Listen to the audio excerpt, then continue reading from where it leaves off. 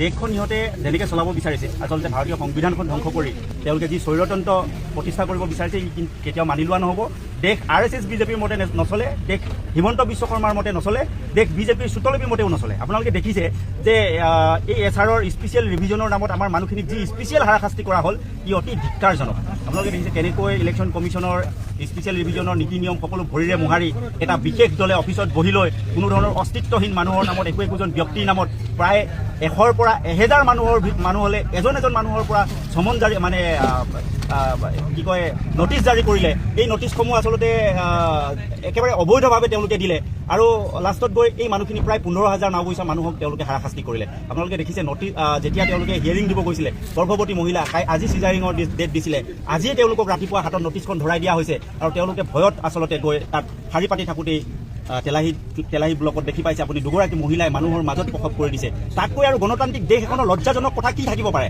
ৰজাই আচলতে তেওঁলোকে ৰজা বুলি ক'ব বিচাৰে। আচলতে দেশৰ যিসকল জনপ্ৰতিনিধি আছে জনপ্ৰতিনিধিয়ে জনতাক সুৰক্ষাৰ কাৰণে থাকিব লাগে, জনতাক এনেদৰে হাৰাশাস্তি কৰিবৰ কাৰণে তেওঁলোকে থাকিব নালাগে। গতিকে ইয়াৰো মানে ব্যৱস্থা আছে, যিহেতু আমাক ভাৰতীয় সংবিধানে অধিকাৰ দি থৈছে। ভাৰতীয় সংবিধানৰ বিধি ব্যৱস্থা অনুসৰি যিহেতু এই যি জনপ্ৰতিনিধি আইন 1950ৰ অধীনত যিহেতু প্ৰভিজন আছে, যিসকল ARO, যিসকল EARO, যিসকল মানে ডিষ্ট্ৰিক্ট অফিচাৰ, ইলেকশ্যন অফিচাৰ, তেওঁলোকে আমাৰ মানুহক যেনেদৰে হাৰাশাস্তি কৰিলে তেওঁলোকৰ যে এবছৰৰ পৰা কিবা 1 মাহৰ পৰা এবছৰ পৰ্যন্ত জেল বা জৰিমনা আছে এই কথাটো তেওঁলোকে ভবা দৰকাৰ।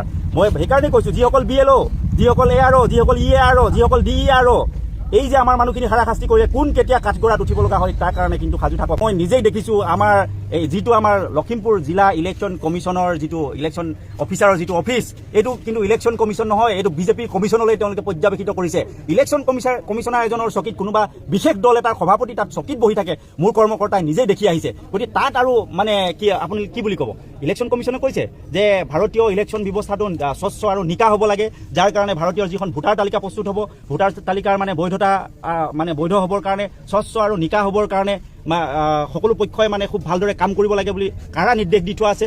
তাৰ পিছতো ARO, EARO, BLO এই সকলোবিলাকে লগ লাগি আমাৰ মানুহৰ নাম কৰ্তন কৰিবৰ কাৰণে ব্যৱস্থা কৰিছে। আজি মই সোণাপুৰত 2টা বজাত এখন সভাত অংশগ্ৰহণ কৰি আহিলোঁ। 266জন মানুহৰ বিপক্ষে এজন মানুহে কমপ্লেইন কৰিছে, কিবা মৃদুল দাস বুলি এজন মানুহে কমপ্লেইন কৰিছে আৰু এই মানুহজনৰ কোনো ধৰণৰ অস্তিত্ব নাই। সেয়েহে ৰাইজে সকলোৱে গোট খাই আজি জনসভা পাতিছে, বৃহৎ ৰাজহুৱা সভা পাতিছে। ৰাজহুৱা সভাত দলে বলে ৰাইজ ওলাই আহিছে আৰু তেওঁলোকে ৰাজহুৱা স্বাক্ষৰ কৰি তেওঁলোকৰ ভোটাৰ নম্বৰ, এপিক নম্বৰ, তেওঁলোকৰ বৈধ সকলো নাগৰিকৰ প্ৰমাণ পত্ৰ লৈ কাইলৈ তেওঁলোকে ইলেকশ্যন কমিশ্যনাৰ অফিচলৈ যাব।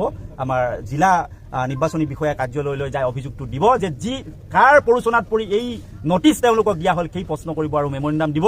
তাৰপিছত তেওঁলোকে থানাত গোচৰ তৰিব আৰু তাতো যদি মানে তেওঁলোকে ব্যৱস্থা গ্ৰহণ নকৰে তেনেহ'লে তেওঁলোকে ইতিমধ্যে আদালতত গোচৰ তৰিবৰ কাৰণে তেওঁলোকে টঙালি বান্ধিছে।